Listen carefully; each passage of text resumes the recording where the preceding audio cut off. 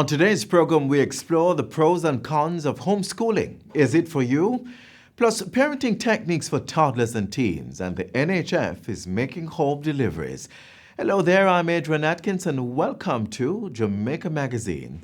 It's the rainy season, so here's something to help you get rid of those mosquito breeding sites as we begin our show.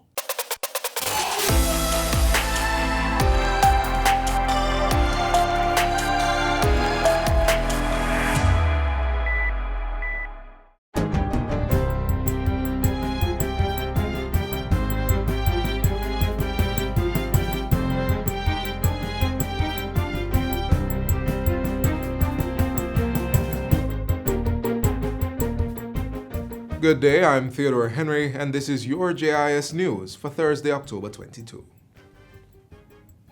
Local Government Minister Desmond McKenzie says all infirmaries and homes for senior citizens have been placed on high alert and given strict instructions to adhere to the existing COVID-19 protocols to prevent infection among their vulnerable populations.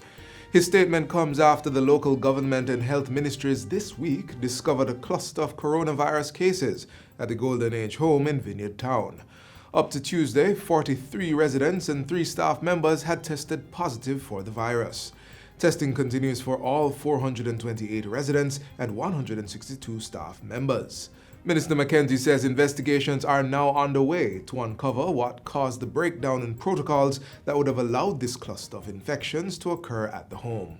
He reported that outside of the Vineyard Town cluster, there were only 5 COVID-19 cases in the 14 infirmaries across the island, and only one of those patients remains in hospital. In the meantime, the Ministry of Health and Wellness will be closely monitoring the Vineyard Town Golden Age home over the next 14 to 21 days to bring the situation under control. During his ministry's press conference yesterday, Minister Christopher Tufton outlined measures to contain the spread of COVID-19 at the facility. Firstly, restricted movement between the various residential areas at the home, strict enforcement of the no visitor rule, strict adherence to infection prevention and control measures, and there will also be strict adherence to mask wearing at all times. He reiterated that government was fast-tracking the testing for others at the facility, while a team of caregivers has been identified to provide the necessary care for residents of the home. Persons awaiting results from their tests have been put in quarantine, and those who become symptomatic and in need of hospital care will be transferred to an institution. The first positive case was confirmed on October 15 after a 73-year-old resident became symptomatic and was admitted to the Kingston Public Hospital and tested. Contract tracing identified the other cases, which are all confined to one area of the Golden Age home. In other news, students at 3 schools in Western Jamaica are among the latest to receive tablets from the Ministry of Education in partnership with eLearning Jamaica. 19 tablets were recently presented to Barrett Town Primary, Johns Hall Primary received 70, and 62 were distributed to the Glendavon Primary and Junior High School. The tablets are for students in grades 4, 5, and 6 who are enrolled on the Program of Advancement through Health and Education, PATH. We are in a pandemic. We're not in normal times. We have to do things differently. We have to engage our students differently. We are on a path, a technology path that's irreversible. The Education Ministry is in the process of distributing 40,000 tablets to students on PATH to augment the 18,000 tablets and 12,000 desktop computers already in the school system. Minister Favour Williams says provisions are also being made for 4,000 special needs students to receive specially designed equipment so they can participate in the digital learning process. Meanwhile, the Universal Service Fund, USF, will be embarking on a program in short order to help students access the internet to participate in classes online. Chief Executive Officer of the USF, Daniel Dawes, made the announcement recently. The newest of our strategy is to go inside the communities based on the COVID experience. Students not able to go to school, so we want to go inside the communities to see how best we can provide internet where the students can have access to do their online schooling. Mr. Dawes was addressing a recent function where the USF handed over ICT devices to the Western Regional Health Authority. The devices, valued at $2.8 million, will serve to modernize the authority's patient management system, thereby improving client service delivery.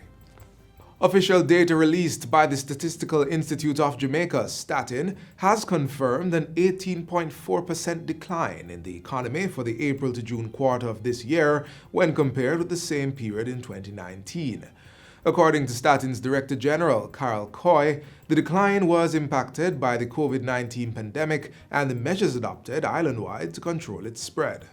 These include travel restrictions, closure of schools, churches, places of amusement and bars, as well as the cancellation of entertainment events. Economic growth was also impacted by the work-from-home option, implementation of a quarantine in St. Catherine and sections of St. Thomas and St. Mary, along with nightly curfew across the island. These measures significantly impacted areas of the economy such as the tourist-related activities, transportation, commerce, recreation and culture. Other factors that contributed to the decline in the economy were the drought conditions, which affected the agriculture, forestry and fishing industry, and the continued closure of the Gisco Alpart, which negatively impacted the mining and quarrying industry. COVID's impact on the economy is one of the factors that prompted governments to reopen the country's borders, encourage employers to maintain the work-from-home option while making their work environment safer, even as national infection prevention control measures continue to be implemented. And finally, the Senate has now passed the legislation that will soon allow Jamaicans to experience a simplified authentication process for local documents intended for use overseas and for the recognition of foreign documents intended for use in Jamaica.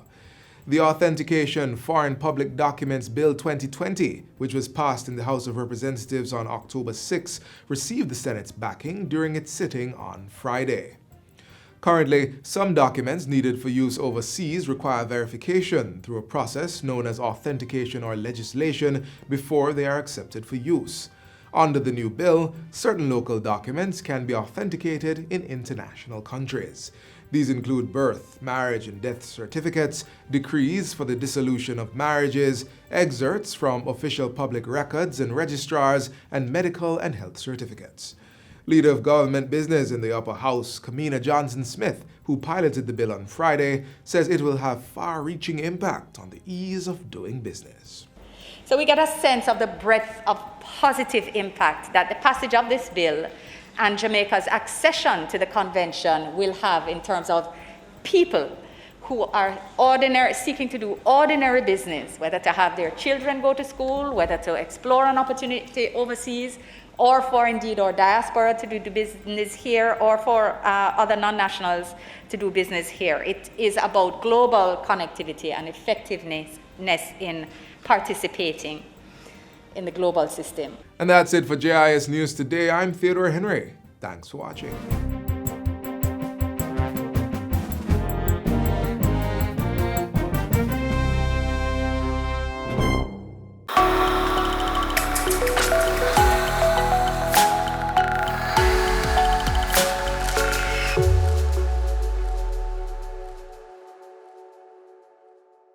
COVID-19 has caused some level of frustration with students not being able to attend school physically. But for others, learning from home has long been a way of life. Still, there is a difference between online learning and homeschooling. Secretary of the Jamaica Association of Homeschoolers, Trudy Lee Panton, breaks it down for us.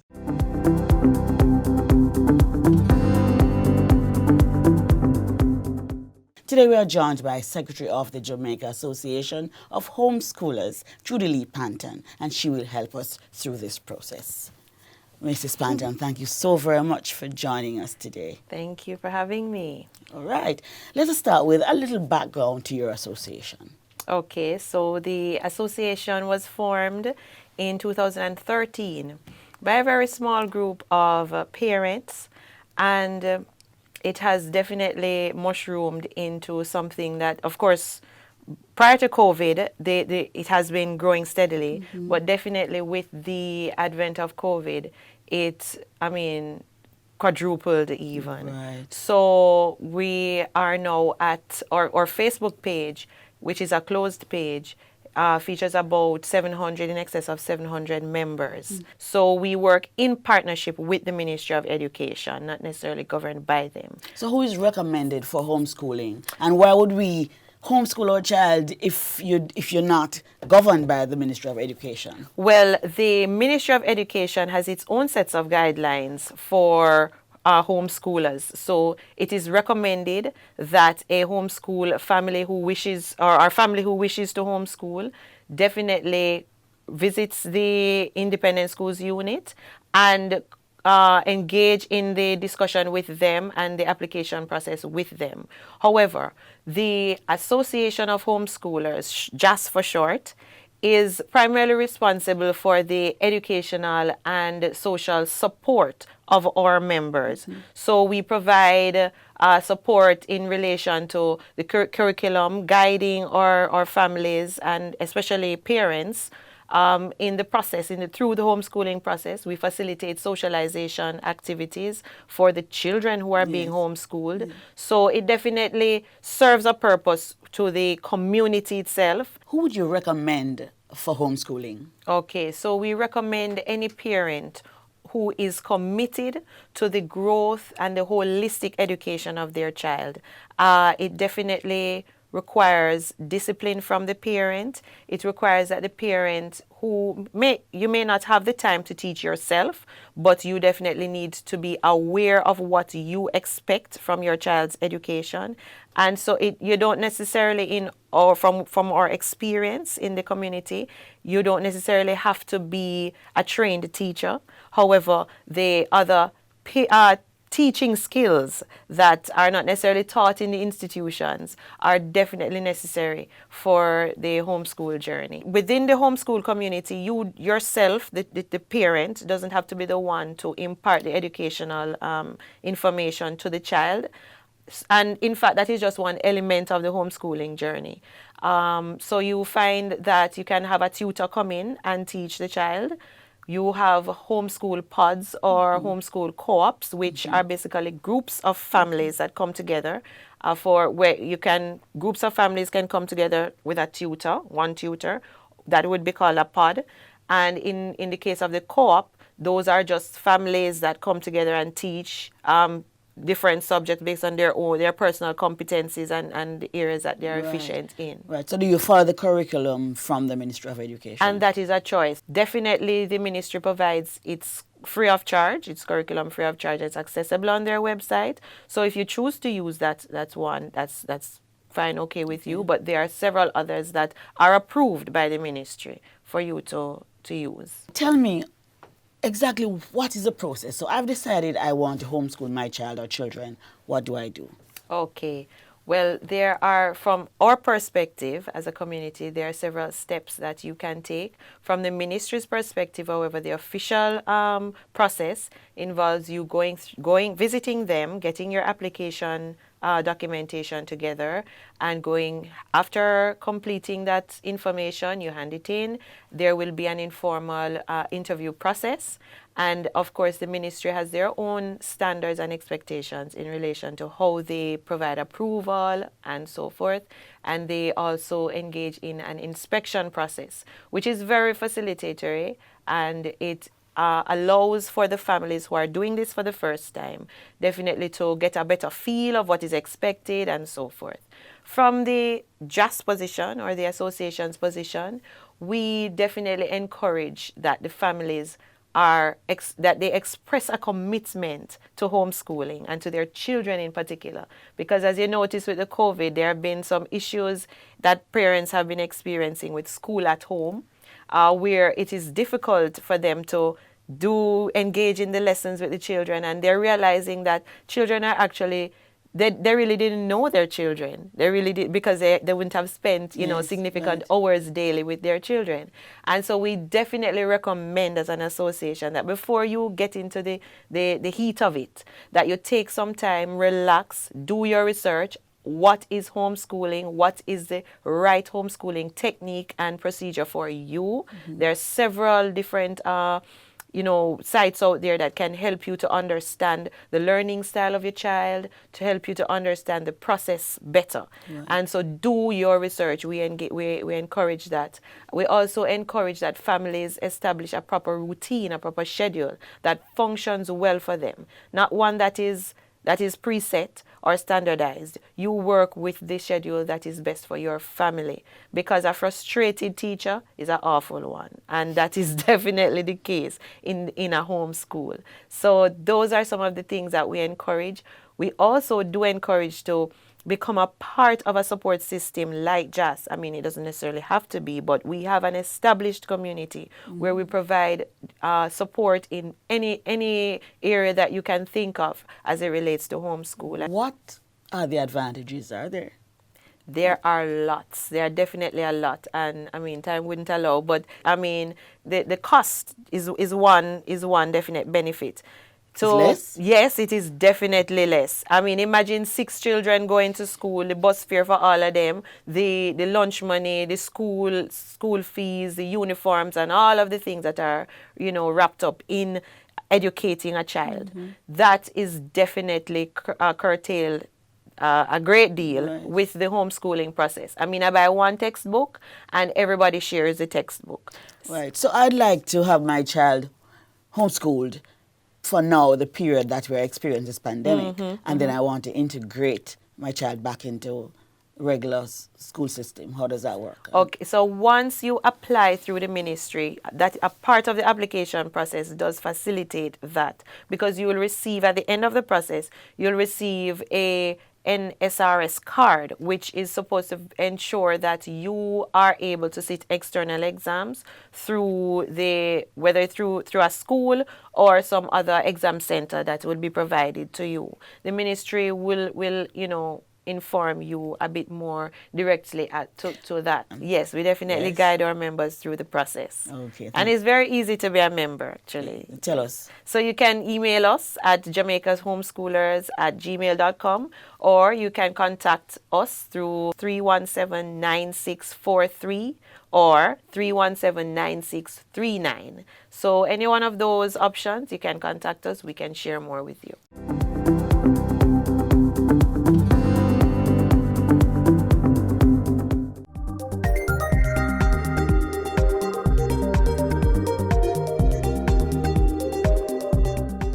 Up next, we share a few techniques that will definitely help you to parent your toddlers and teens.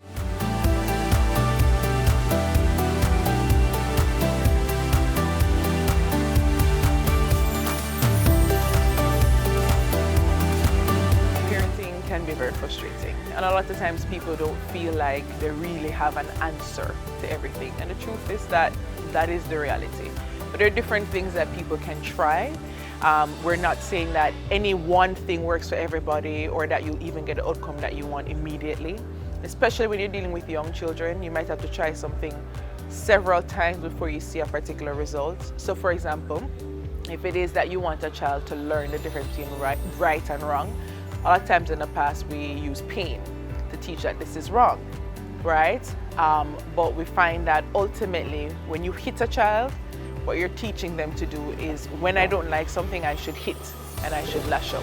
What you want to try in a situation like that, you can try removing privileges. If there are things that the child might love to do, or even the age-old timeout, where you say, listen, for this period, you have to sit by yourself, there's no communication, there's no talking, sit down and be still. Sometimes you have to physically just hold your child and help them to breathe through it, because you have some children where they have so much emotion and so much anger and they want to get it out, that it's really difficult for them to regulate it at such a young age. And so you have to physically hold them, put your hand on them, help them to breathe through it until they're calm. And with children, even if they don't understand necessarily the big concepts of right and wrong, they can sometimes understand tone, right? And tone is not the same thing as lashing out and using certain words and calling them different names. Tone is being firm and saying, I do not want you on this. So for example, if a child keeps going off on something, you might have to take them off it 10 times, right? And continue to reinforce with the same tone and consistency that you do not want them on this. And also for younger children, sometimes you have to be the one to remove whatever it is that you don't want them to interact with from the environment, right? Because they're so young and so impulsive, you can't necessarily leave it to them to understand I shouldn't touch this thing, right? So that's how we deal with the younger children.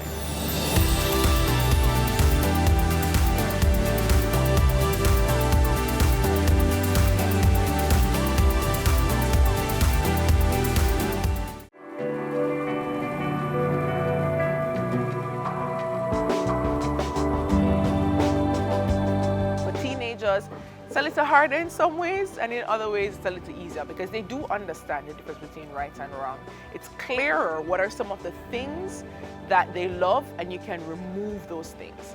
But one of the things that's really important with teenagers is really to take the time to make sure that they understand that their feelings and their opinions are valued. So in the moment, yes, I'm removing these things, but I'm also having a conversation with you about why you won't have access to these things for a particular period, right? We're explaining why this thing might be dangerous to you, whether or not you agree with it. I am the parent, right? This is where I am coming from. It really requires a conversation because ultimately what you want to teach them to do, is to reason and to think, right? You don't want to just be disciplining and you're not helping them to think through it and to use proper judgment and reasoning skills. And so those are some of the things that you can try. If the child becomes stubborn, the child is more obstinate, and the child has a fixed mindset, if you will, that this is what he or she is going to continue to do, then you might need professional help. You might need to call the commission, or you might need to call a social worker or a guidance counselor to help for you, because sometimes parents don't have the language either to even explain why this behavior is wrong. And that causes friction. Once the friction starts, then we recommend that you get a third party involved because it could become worse.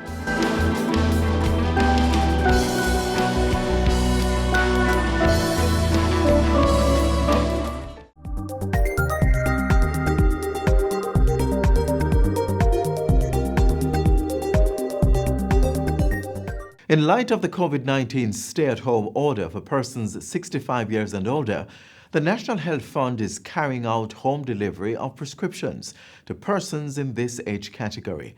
Find out more in this next feature and make note of the contact details.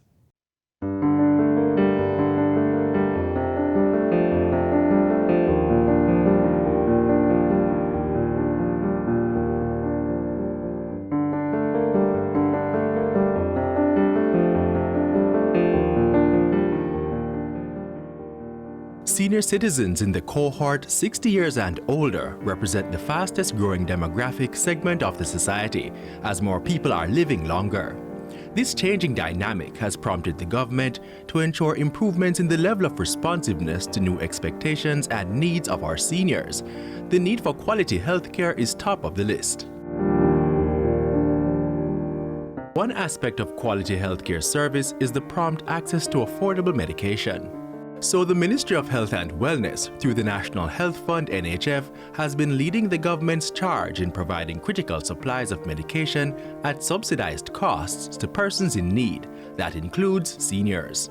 The NHF has been improving its service by employing ingenious means of delivering medication and reducing waiting times and overcrowding at prescription outlets. We are using a number of services in order to make it easier for our customers. We have the Prescript mobile app. We have a drop-off and pick-up service. We have scheduled refill for persons who come to the pharmacy frequently with the same medication. And we have a number of other initiatives in which we contact clients to work out easy ways for them to receive their medication.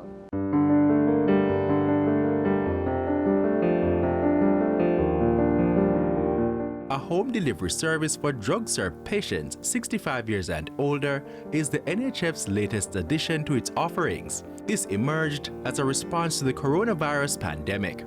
As most people know, the NHF is a customer-centric organization, and with COVID-19 we actually looked at different ways of better serving our customers. Medication delivery is an idea that we have had under active discussion for a number of years, and we found that this was an opportune time to implement this service. This new service is available to drug-served patients on the NHF's scheduled refill program who have monthly appointments to pick up their medication at a drug-served pharmacy. So for these patients, we give them 2 months supply of medications, basically. And the feedback is just excellent. It's really great. But when you look at how grateful they are, because some of them they can't walk, some of them they're disabled in terms of hearing and so on. So when you can come to them to actually give them their medications, it's really heart-touching, basically. So and they're very grateful. They say it all the time, and they are loving the service as it is now.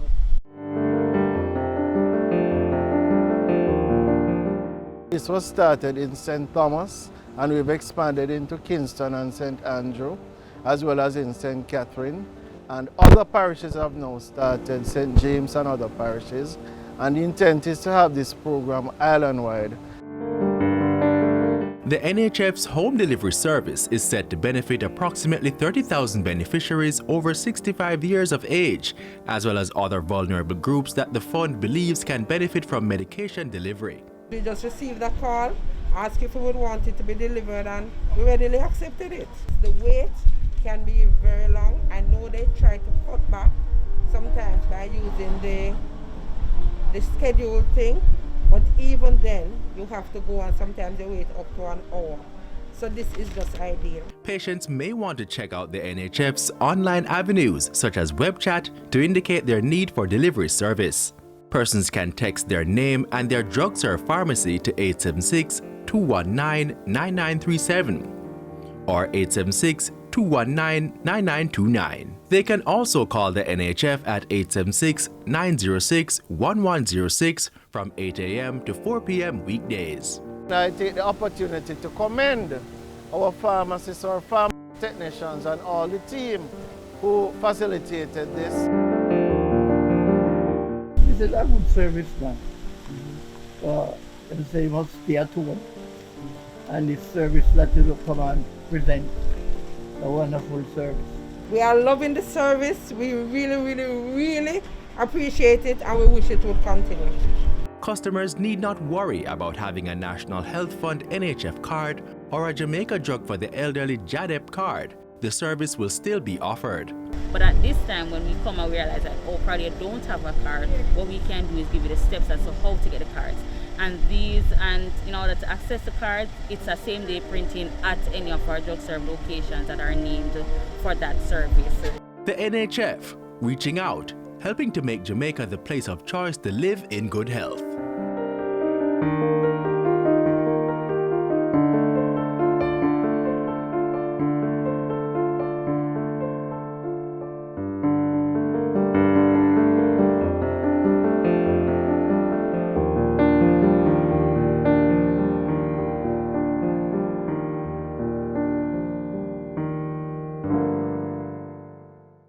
This is where our journey ends, but only for today. Do join us again tomorrow when we'll bring you another informative program. In the meantime, stay connected via our website, jis.gov.jm. And while you're online, send your feedback to Jamaica Magazine at jis.gov.jm or via tweet at JIS News. You may also find us on all the major social media platforms and through our mobile app that's Android and iOS compatible. On behalf of the entire production crew, I'm Adrian Atkinson. Do take care.